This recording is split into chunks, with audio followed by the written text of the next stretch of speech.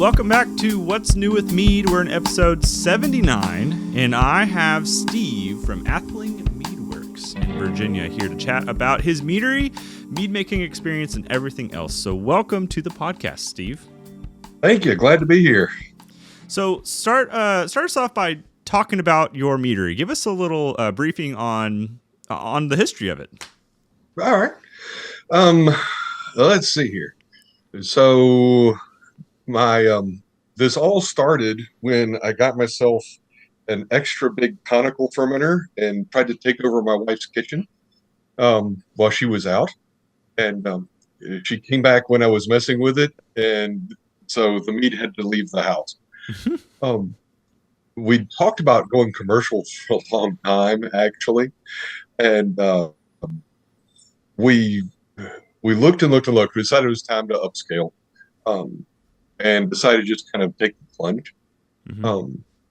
We wound up leaning toward initially the production for wholesale model. So we opened up in the back of a tire store, which is, it used to be a brewery, actually. And before that, it was a hospital laundry. Interesting. But it's kind of industrial back there, but plenty of ceiling height, plenty of power, plenty of water. It's got some well in the building, actually. And so we started the process in 2018. I think it was February of 2018. And we got our first commercial product out about a year later. Wow. By the time we did the remodeling and the permitting and all that. So it took a little while. On the upside, I can get my breaks done anytime I'm in there working the meadery, which is nice. But we've been growing, and I added 2 additional fermenters. I started with 2 stainless steel 800 liter jacketed, and added 2 more. And then there was a growing demand, a growing interest in having a tasting room kind of set up. So we're in the process of opening Atheling downtown, which is right in downtown Roanoke. Cool old building. We got 2, like 100 liter-ish fermenters going in there. Ready to go. We'll get our permits. And also added a distillery license onto that as well. So I was actually over messing with the still today. Oh, wow. As a matter of fact. That's cool. Huh. Yeah, it's been an adventure. Yeah. We're really close to opening. I got my federal permits for downtown. I got my state permits for downtown. I'm just waiting for a couple of inspections, and hopefully be rolling down there soon. And then the original facility is still going strong. I've got 4 55-gallon drums of honey coming in, hopefully next couple of weeks, because I got empty fermenters right now. Very cool.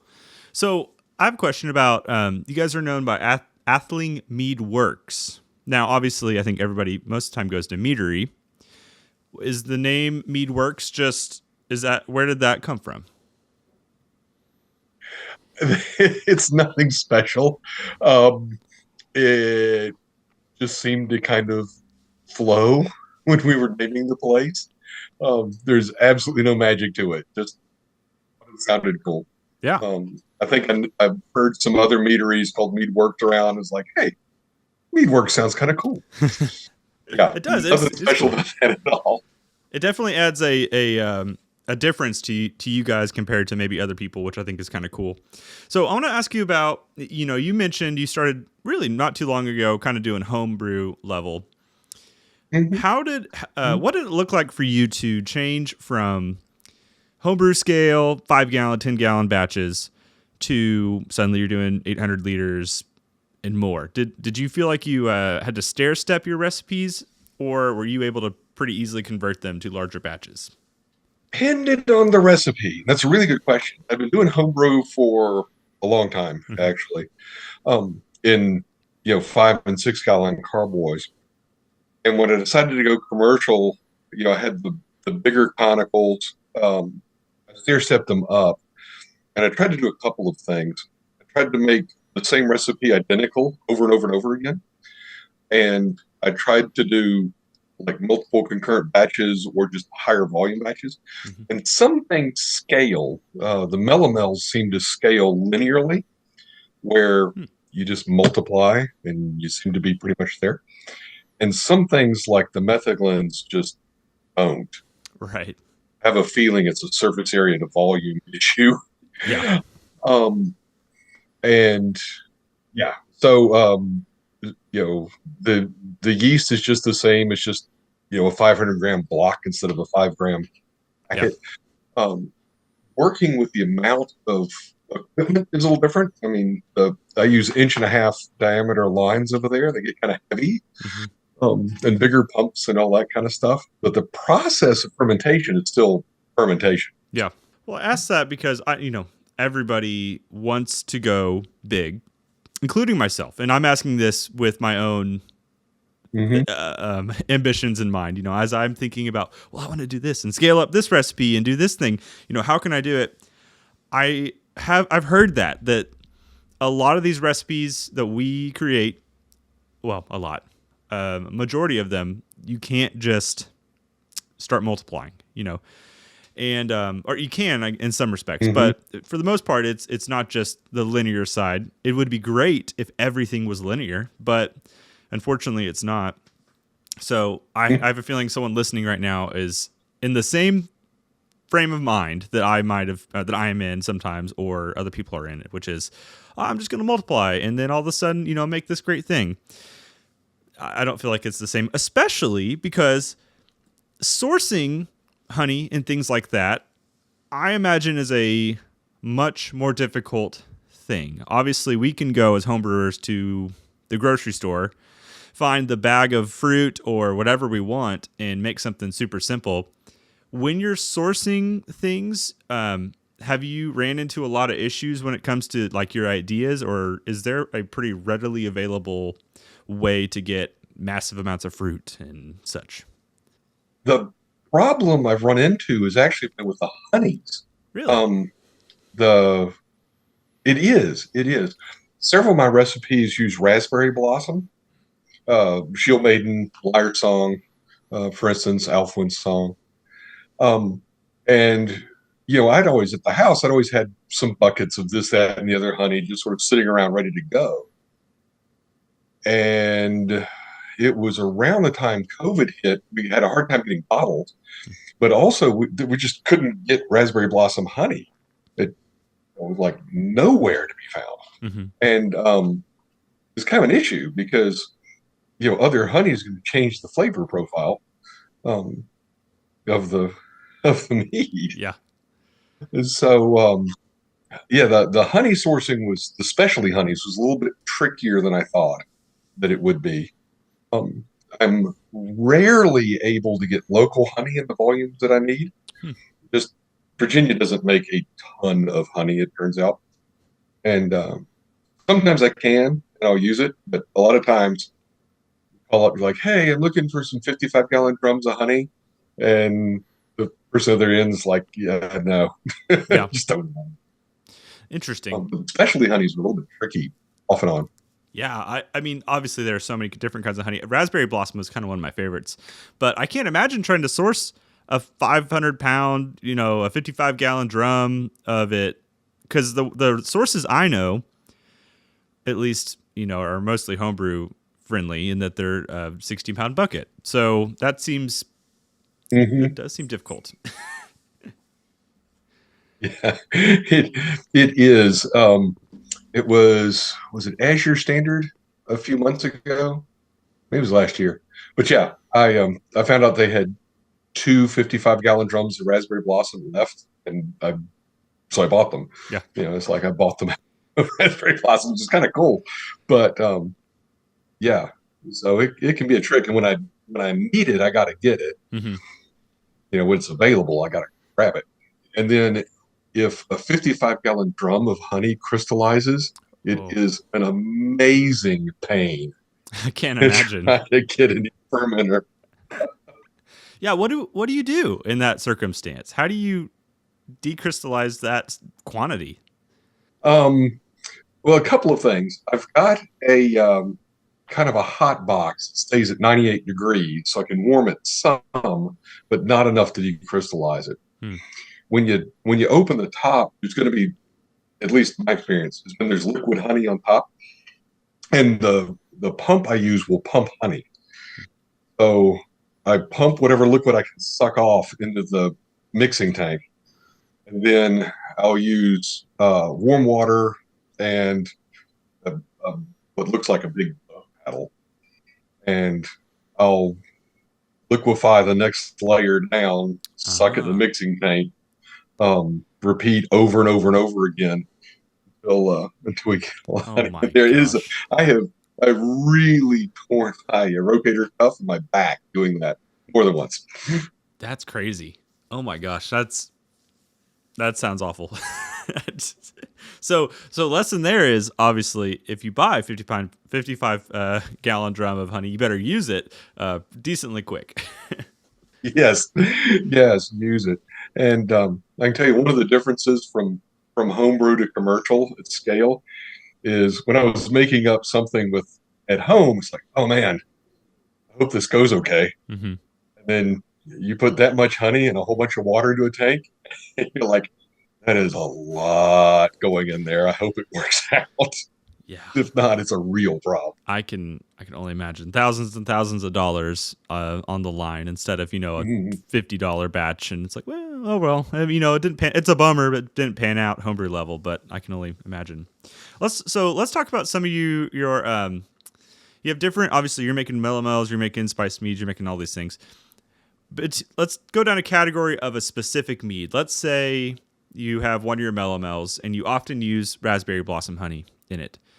If you were to make that same melomel and use wildflower from Virginia, in that circumstance, would you still categorize it as that mead, whatever name it is and such, or would you end up calling it something else due to a change of honey?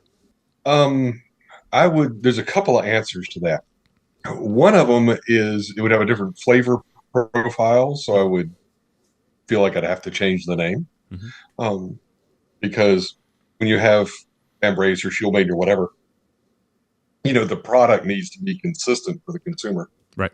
The other thing is that when I made my labels, and all your labels have to get approved by the federal and state uh, government, TTB and Virginia ABC. My labels often specifically say the type of specialty honey in there. Yeah. Okay. So if I were to change honey completely, I would have to rerun my labels. Yeah. Okay. That makes sense. Yeah.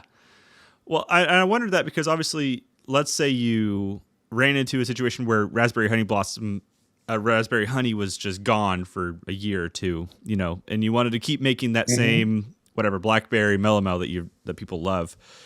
I think that there's a cool side of it too that would be a good educational moment for people, or as a meadery owner, that you could say, hey, this is the same base value roughly of this melomel that you loved, but now I'm using this wildflower honey. Here's our differences. I think there's something cool that can happen there that could be Mm-hmm. educational for lots of consumers too. Mm-hmm. You could, and you could play off the name too. Hmm. Um, you could do, the original name plus something or a variation of the original name, Yeah, kind of thing to show that link in there. But now we're using a different honey kind of deal. yeah, that's fair. So I'm going to keep going down the melomel train. Within your melomels, how often are you fermenting on fruit in primary? Is it all the time, and or do you do anything with secondary or any other later stage? Yeah. My practice, and this is just the way Steve does it, not better or worse than anything else, is I do fruits in primary and spices in second. Hmm. Um, my thinking is that I'm fermenting the fruit and the honey together. So I'm getting actually a combined fermented product. And if I add in secondary, I'm getting a fermented product plus a juice, essentially. Hmm. Um, Again, nothing wrong with it. Lots of folks do it that way. Kind of my approach. Hmm. Then the flip side with the spices and secondary, I've now got alcohol and water to extract the spice flavors out once the fermentation is done. And I don't have to worry about alterations in flavor during the fermentation process with those. Hmm. So I always do fruit in primary, spices secondary. Yeah, Just that makes sense. like I said, uh, way I do it. Yeah. So, um, how would you describe the differences? And I know it's so dependent from fruit to fruit, but in a more, I guess, vague way or wide way, how would you describe the differences between using fruit in primary versus secondary for someone who was interested in both sides? Again, I know that's a can of worms, but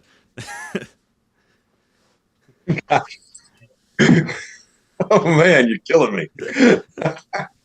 um, Again, personal thought is that fruit in primary, I get an integrated flavor profile with the wine-like characteristics from the fermented fruit. Um, Whereas in secondary, I think what you get is kind of a gap in the flavor profile with a mead plus or juice mm-hmm. kind of kind of flavor. Like, I'm drinking fruit juice. Yeah, Quality to it. Um, Again, my own personal bias on that. yeah. Um, yeah, please don't send me hate mail. No, well, I agree. I mean, in my experience of doing both, I feel like you get often more tannin coming from fruit in primary in that fermentation. There's a little more body built up and all those things. I did recently did a blueberry in primary versus blueberry in secondary and did all the things. And that's what I noticed was the blueberry flavor melded a little bit more in the primary and had a little more tannic structure and things like that. And there was this more juice-like, maybe a little brighter profile coming from my secondary blueberry. Both were good in their own right, but there was definitely a notable difference between them. Again, this is the can of worms of that's one fruit of hundreds, and that's my only data I have on that specific thing. So again, people don't send me hate mail because obviously there's a lot of more stuff for me to do research on. But I find that to be interesting. It's also good to hear someone else's explanation too, because I feel like sometimes I get stuck in my own head of explaining things for people because that's a question I get asked a lot. So let's talk about your customer Mm-hmm. base real fast. How I guess what percentage of your people who come in are knowledgeable of mead? Is it a widely known thing around, or are you having to explain it every day? I'm definitely still having to explain it, and it's definitely getting more known. Yeah. Um, of course, right now I'm primarily making for the retailers, the wholesale market, but we do tastings and all that kind of thing. Uh, One of the issues that I think all of us have to struggle with in the commercial field is, and we'll be out doing tastings or whatever. Somebody will come up with and say, "Hey, I had some meat once, and my friend in college or wherever made it. It tasted like meat." Um, like, yeah, no, can you please try again, Right. sort of thing. But once somebody has that bad experience, then meat is bad, and Hmm. that's harder to overcome than somebody who's never had it before. Yeah. Um, lots of folks have heard of it, but maybe haven't had it, and then a number of folks, it seems to be an increasing number of folks, have had mead and so have had some experience with mead, which is really pretty cool. Hmm. Yeah. Well, it's funny you mentioned the bad experience side because that's something I see, especially from people who have made their own. And if you're inexperienced and you start throwing stuff in, and you find that old recipe in a book from however long ago that doesn't include certain things, they might go down a rabbit hole and make something that's not great, and then taste it and go, "This was bad." I spent $50 and I have something I'm about to just dumped down the drain and never go back to it. And it's really, really kind of tough to Mm-hmm. bring those people back in. I've had lots of conversations with people who have had that experience, who've gone away for a little bit and then, hope or thankfully come back and said, I want to try again. But you're right, that primary experience is so important for people's perception of what mead is, especially in the mead making sphere.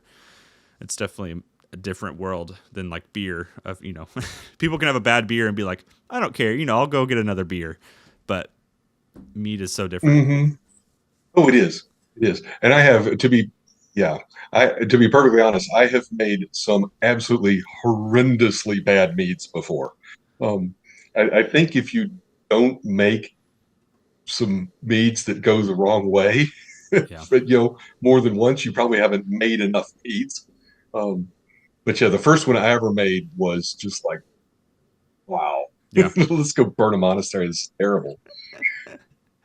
So when you were making home brew levels, or I guess rather, my question is, you're making commercial. Do you do your experimentation at home, or are you doing it, more so in house and then just doing it behind the scenes? Oh, I do it there at the meadery, Uh huh. just behind the scenes. And I've got a whole bunch of carboys and conicals and stuff left over. It's actually 100 gallons of capacity that I can use for experimentation. Um, got some lab equipment there.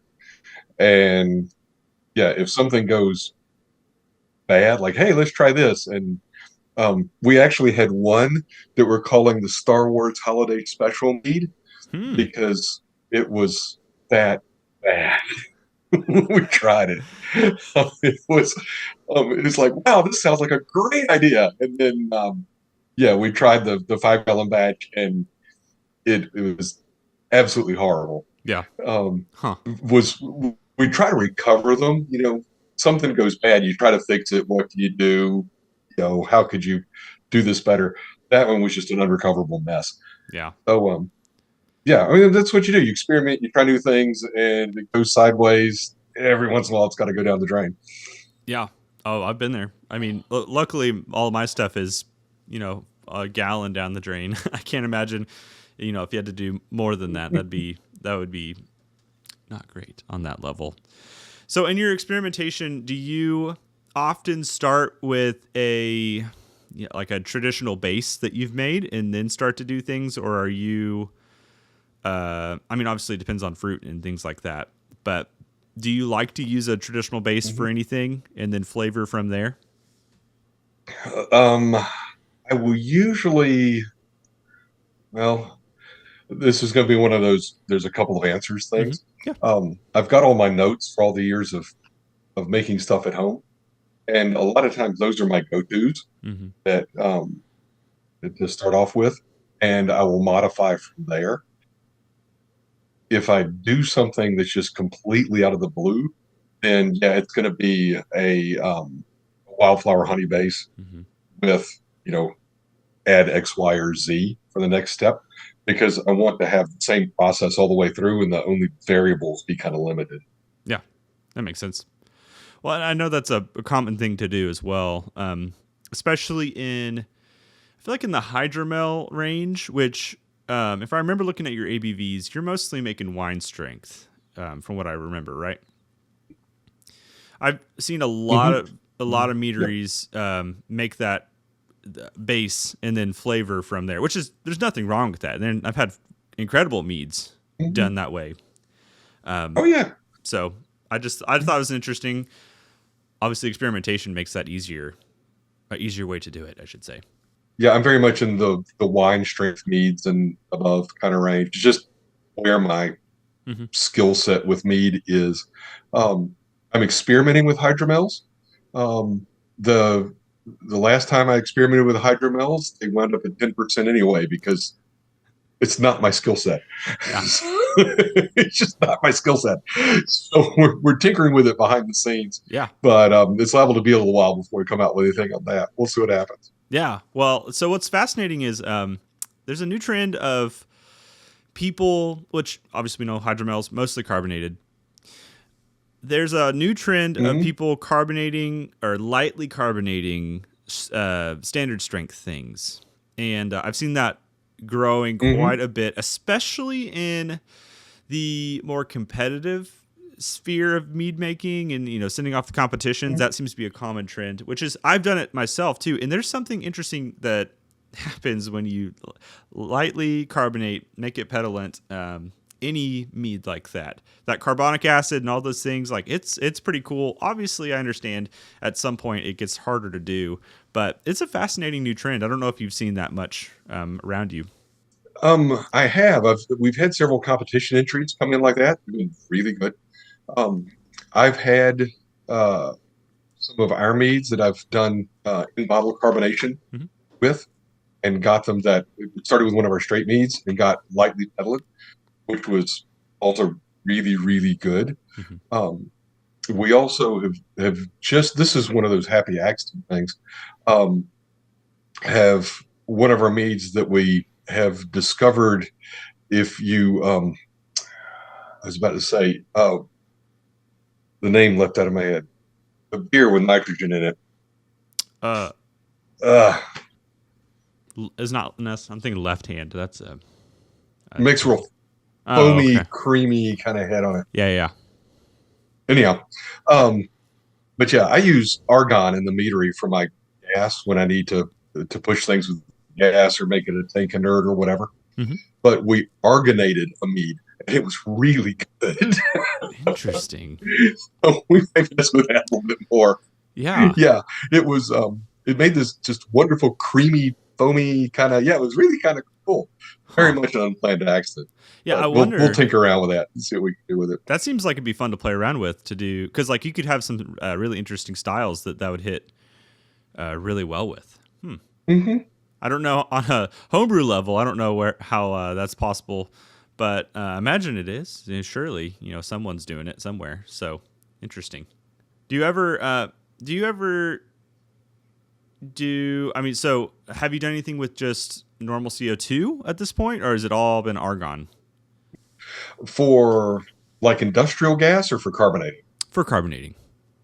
For carbonating, I have. I've used a one of those little quick carb stones and a corny keg, and carbonated some stuff. I've got a little bitty CO2 tank over there to play with. Although I prefer, just end result wise, my personal preference is for the bottle carbonation effect. I love that kind of little bitty bubbles and almost champagne-like quality you get with them. Yeah.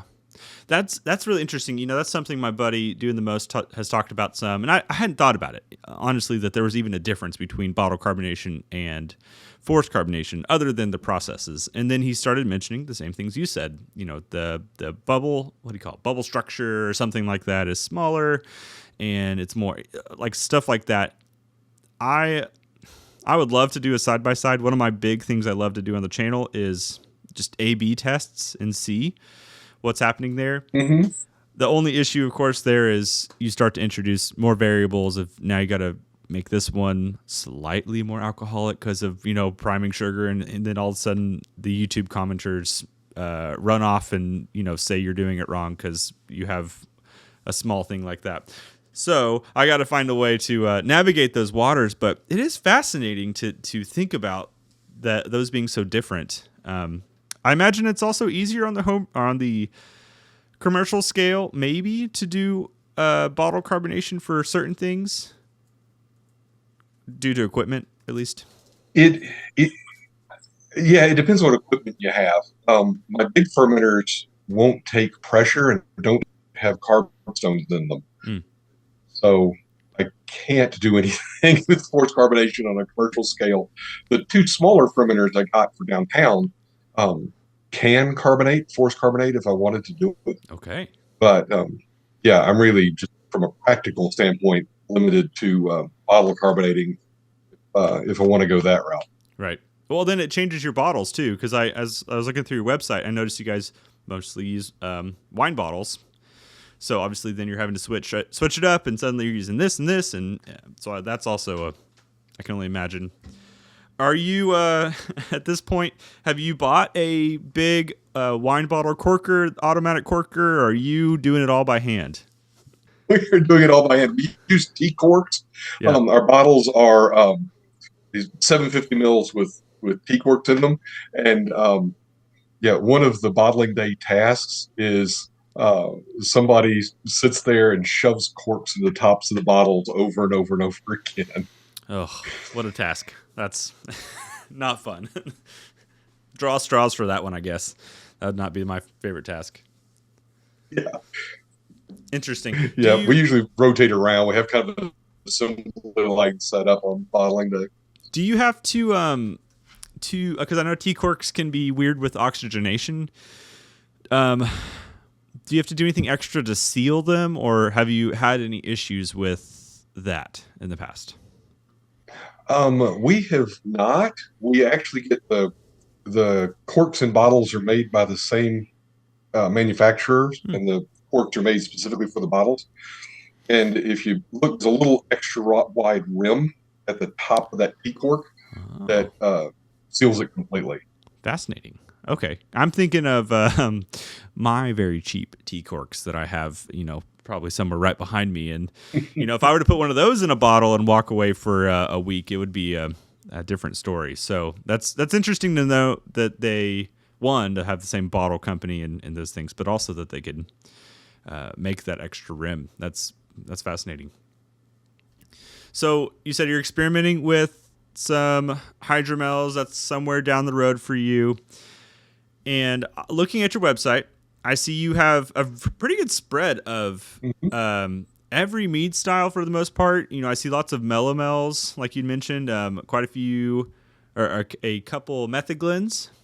And of course, I'm assuming you have a trad around here. I'm trying to find it under here. I think I see two traditionals. Liar Song. Yeah, Liar Song and is Midnight Dale. Midnight Dale. Oh, yeah. Okay. So within, I'm going to switch gears a little bit because one deep dive I've been going down with my mead making recently has been trying to figure out how to get appropriate tannin levels for things like traditionals. So obviously fruit gives you that natural tannin that's there, and that's easy. What are you guys doing, generally speaking, for additions of tannin in a trad to make it more appealing? Oh man. First of all, I love some tannic structure in my meads. I think meads go great in barrels. That said, the Liars and the Midnight are just straight meads. It's honey water yeast, and we don't do any oak additions or aging on oak or anything. They're truly great meads, one dry and one sweet, one raspberry blossom, one wildflower. But yeah, so unless the yeast are hiding some tannin somewhere, hey, we don't add any tannin. They might be engineering that. I don't know. There's why yeast and all those crazy. They might be adding that in. That might be their thing. Well, that's interesting. I think that's something that I've struggled with sometimes, and it also depends on the honey. Maybe that's part of my issue is if you don't use a honey that I honestly has some possible tannin in it, like you're not going to get that. And so obviously cheaper honey is going to be a downfall there, because I've had quite a few trads that kind of fell, I don't know, they fell short of what I wanted. And my quick resolve often has been to carbonate them in some form or fashion whenever that's the situation. It's not hard to throw in tannin, but I figure I feel like it's harder to throw in tannin later on down the road. You just have to wait even longer. So that's at least my fix. Not saying that's the right fix, but it's been one for me. So do you guys age, like you said, talk about barrels? Do you have a back stock of things that you've got a 2020 reserve of such and such mead that you're going to pop out of here, Mhm. 2025 kind of situation?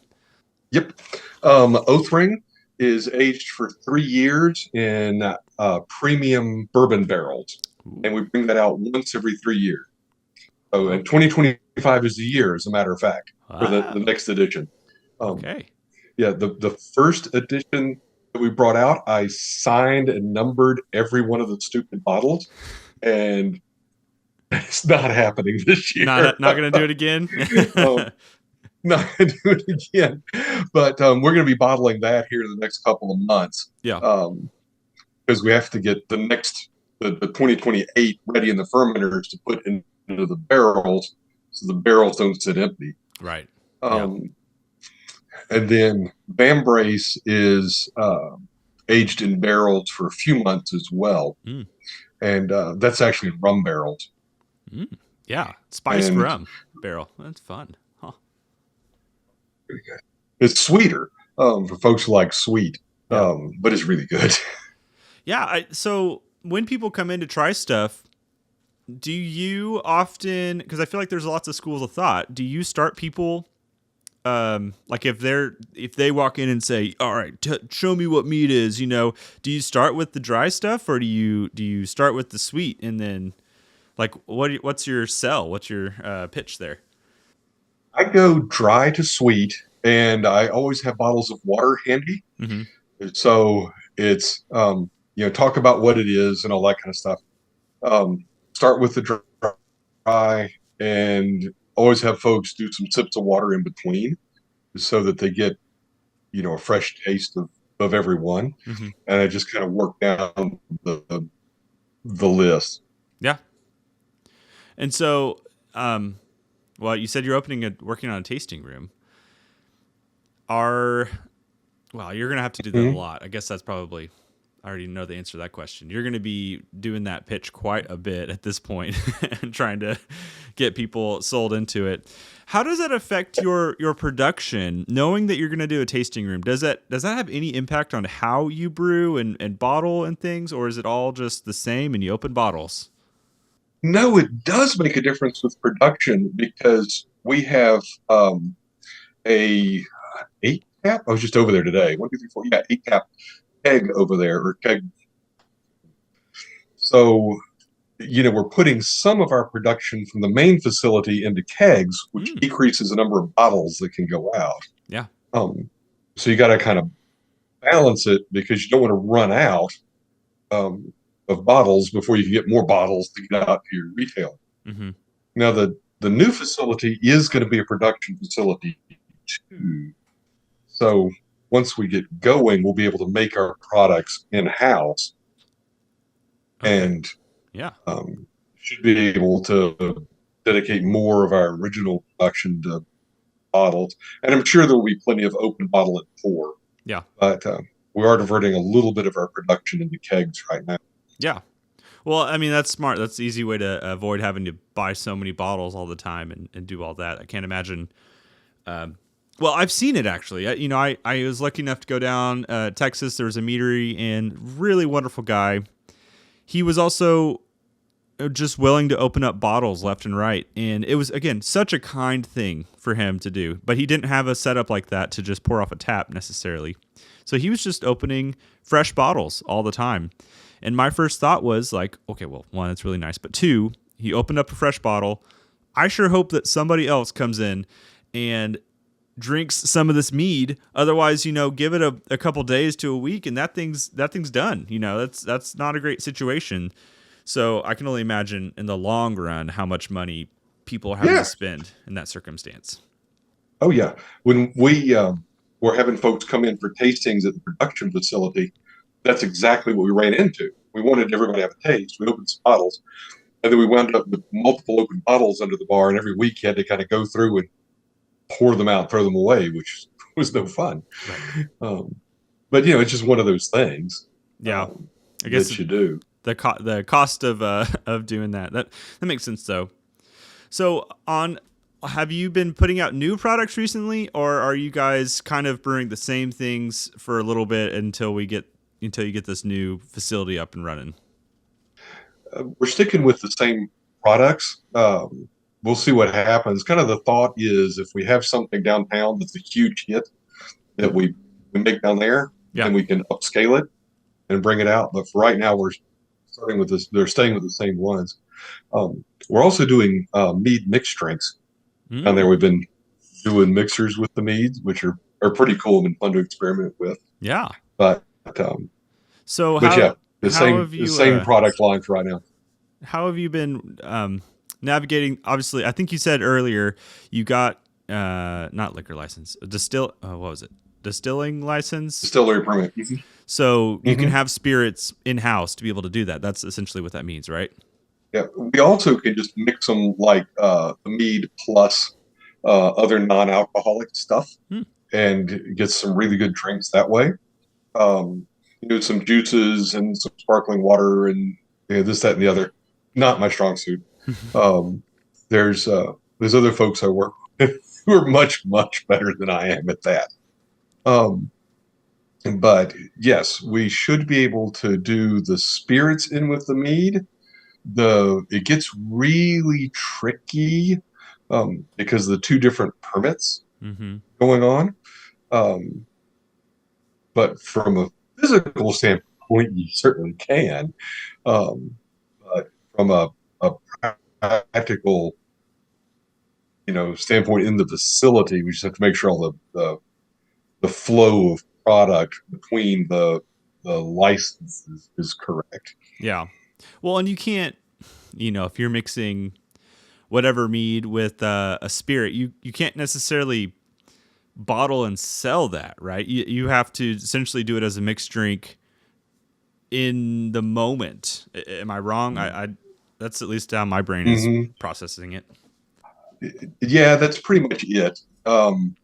If we did it as a pre-bottled something, um, we would have to go through the distillery permit to Mm, make that happen. But I have not even begun to look at how to make that happen yet. yeah. Well, I don't more paperwork. I already know because I've talked to a lot of meadery owners, and I know the paperwork is just nonstop when you're trying to get things going and applying for licensures and all those things. And so I imagine that once you get Mhm. through the first little uh, pool of paper that you're in, you're like, I don't want to go back. I'm going to stay out of this for a while. So I'm do my thing. So I wouldn't want to do that either. I do know that the mixed drink thing has been popping up quite a bit. Um, Black Rabbit Meadery in Reno, somewhere I got to visit, and they do a similar thing with spirits and stuff like that, and it's very fascinating. I feel like it's such a cool way to also get people involved and show them mead without Mhm. necessarily being like, here you go, here's a traditional mead or here's my whatever. It's a good way to be like that had mead in it. Why don't you try just the mead by itself Mhm. now? Mhm. Yeah. Yeah, absolutely. Absolutely. And they're really good. I mean, stuff we've been coming up with has been very, very tasty, Yeah. actually. Do you feel like it is inspired you to, or made you creatively think of new recipes to be combined with a spirit, or you're mixing something with a non-alcoholic and you're like, oh, okay, now I want to go off and make this because I think this would work well. Has that rabbit hole started for you? Yeah. It has not yet. Hmm. Um, I'm sure it will at some point. As of right now, it's like here's what we've got. Right. Then how we go from here. I hadn't thought about new stuff specifically for mixing with other things yet. Yeah. Probably in the future, but for right now, I haven't. Yeah, that makes sense. All right, I want to switch gears and talk a little bit about. Again, I'm not looking for trade secrets, so feel free to shut the door on me if I ask something. But my question is about yeast. I know this is something that everyone's interested in. Hmm. We always want to know kind of where most a meter you might land with yeast. Do you have a specific strain that Hmm. you like from a company, and or are you willing to share said strain? If not, you could just leave it to the company or whatever you like. No, that's fine. I was about to say something tongue in cheek, like I can't confirm that we use yeast. Um, the I actually use multiple different strains of yeast. Mm-hmm. depending on what I'm making, Mm-hmm. what I want the outcome to be. Um, I'm always using yeast. My go-to is the 500-gram big blocks kind of thing. Mm-hmm. But yeah, the specific yeasts I'm using are different. I'm trying to think. I'm not using 7 different yeast strains. I'm using multiple different yeast strains um, to get kind of what I want out of the final fermentation. Yeah. So let me ask this question: do you tend to lean towards Lalvin products, towards Red Star products? Do you have a, if you're, or Y yeast, whatever? Do you have a specific company you like more, or is it kind of all over the board? I usually no, I always go Lalvin. Hmm. Just they've always got the products that I'm going to say products of yeast. They've got the yeast that I've grown up using. I think is the reason. Yeah. I'm familiar with their yeast, and so I just keep using them, sort of thing. Yeah. Well, that makes sense. I use quite a bit of Lalvin, and same thing. I started off with Lalvin, and I don't know what it was, but Red Star had some. I don't want to say a stigma against it, but there was something about Red Star when I first started. I was like, oh, it's less than superior to Lalvin. So then I just didn't touch it for a while. I did a ginormous yeast test with a traditional mead, and lo and behold, the winning one was a Red Star yeast that was the one that most people liked. And so then I was asking myself, like, why have I Yeah, stayed away from it? It's fascinating. So anyways, I've dipped my toes in there to try and see, but I do know the flavor profiles of Lalvin better than these Red Star products or anything like that. So I understand staying close to home in those respects. All right, so I want to ask you now about, because I'm curious, larger scale melomels. Are you like when you make something that's a berry or something where there's a pretty solid skin around it, like a blueberry? Do you often use a bunch of pectic enzyme and then macerate it, or what's your protocol for getting the maximum amount of juice out of big fruit like that? the the at the volumes, like my big volumes, what Mm-hmm. I'm using is actually fruit concentrate, Mm. 68 bricks, and so again, it's the consistency kind of thing, and I'm not winding up with tons of residual sludge in the Yeah. bottom of the fermenter. Right. Um, but yeah, man, I wonder how much blackberry I would have to get Well, for shield maiden. that But yeah, makes it would be a lot. that makes way more sense because I can only imagine if you're using 500, 700 pounds of fruit, like how much loss you have. I think about in the homebrew scale, when I use 10 pounds of fruit in 4-gallon mead, I'm losing quite a bit. So that makes more sense for things. Are you able to, obviously when you get to pick your fruit, you get to be a little more picky to say, I liked, these whatever specific ones. Do you feel like you can do the same sort of flavor testing when it comes to those concentrates as far as finding what you like? I can. They're I mean, it's a the company that makes them for all sorts of food industry folks, and you can get all kind of concentrates. Um, but they're always really really good, and they're always really really consistent. Hmm.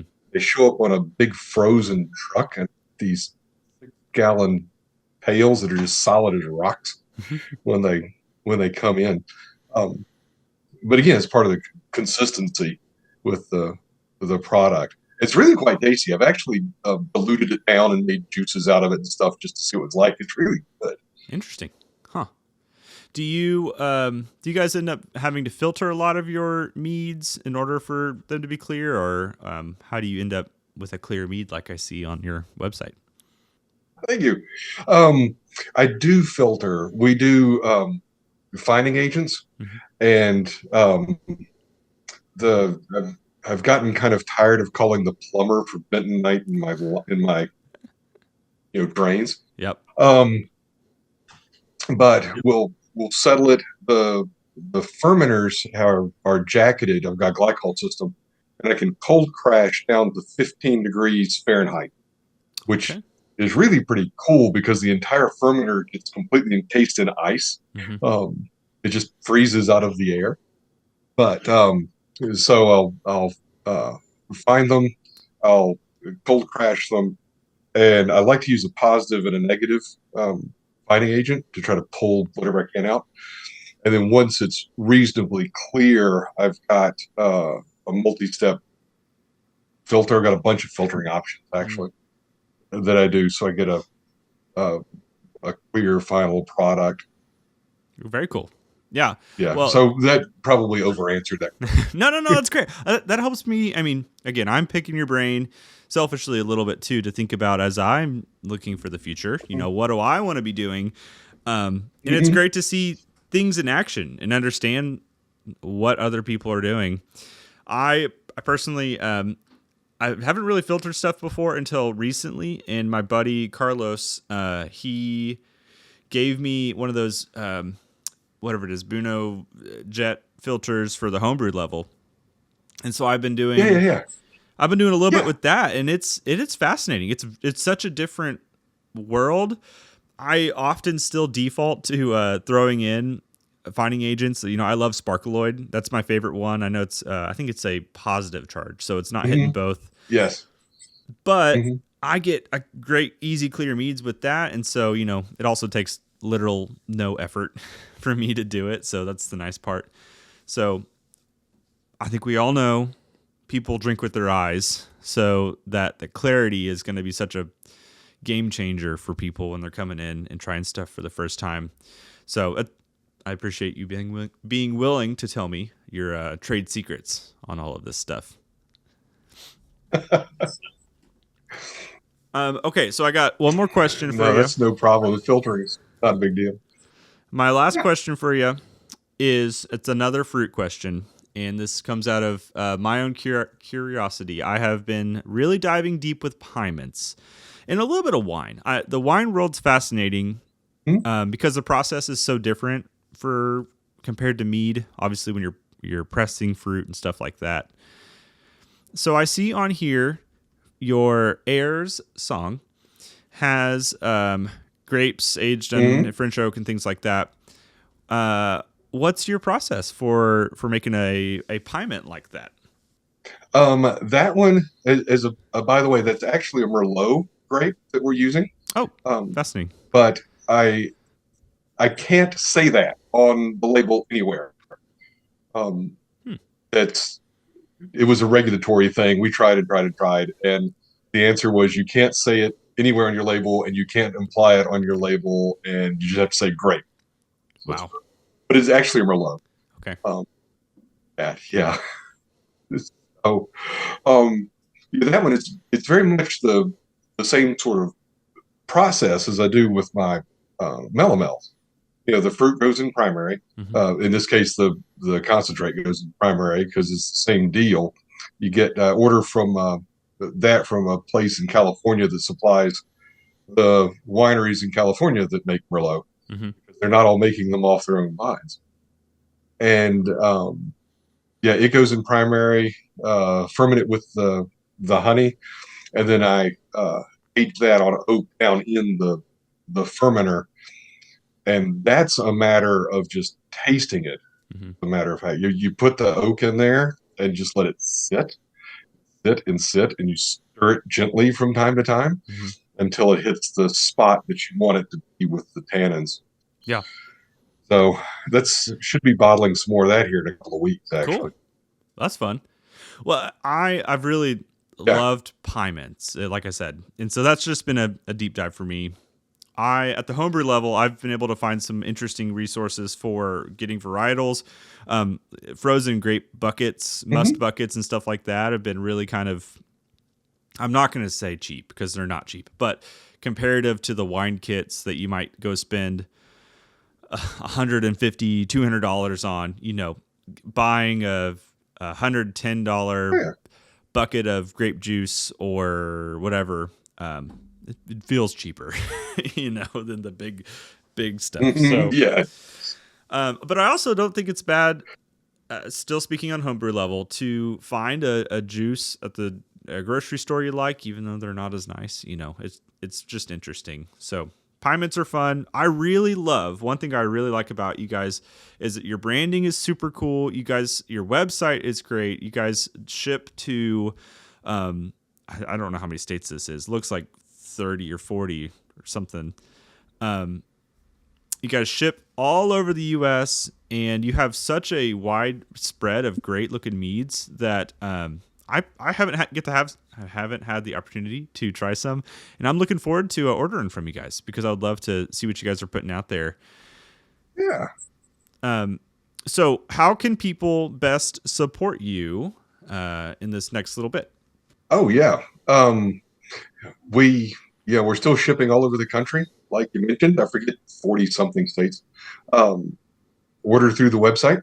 Buy at your local store wherever you buy meads or wines, and if they don't have it, please bug them, and we will be glad to get it to them. At least in Virginia, we can distribute throughout Virginia. Oh, cool. Yeah. With that, and then come see us down at the downtown location when we get open. That's gonna be a lot of fun. Yeah, and sorry, I'm gonna add one more thing to this. So we talked early on about you guys are pretty integrally involved in a mead competition, Virginia Mead Cup, which that is happening this year, if I'm not wrong, right? Yeah, I was planning on it happening again. I hope it is. I hope so too. So there'll be some information on that if you're interested. If you are someone who likes to submit meads to competitions, Atheling is a pretty integral part of that. And if you go up there, I imagine you'll get to meet Steve in person too, and drink some mead and try some things with him as well. So, Steve, thank you for your time. Thank you for being willing to again share your trade secrets and all the things with us. It is invaluable, the information you're giving us, because we all have these ambitions. And I have no doubt when I say that somebody is driving in their car and is now trying to Google, how do I get a small business loan to go ahead and start my meadery in the next year because of the inspiration you've given them. So thank you for your inspiration and time. Absolutely. Absolutely. Love to talk mead anytime. And if anybody wants to visit, shoot me an email. We can talk meaderies or whatever you want to do, mead related. Yeah. I will put all the links I can find below for Atheling, for Steve's email. So if you'd like to shoot him an email, all of that stuff. Again, Steve, thank you for your time. And hopefully we'll get to chat again. And maybe one day I'll get to meet you in person and not over Zoom. Wouldn't that be fun? Yeah, absolutely. That'd be awesome. I appreciate you, man. All right. Cheers. All right. Thank you much.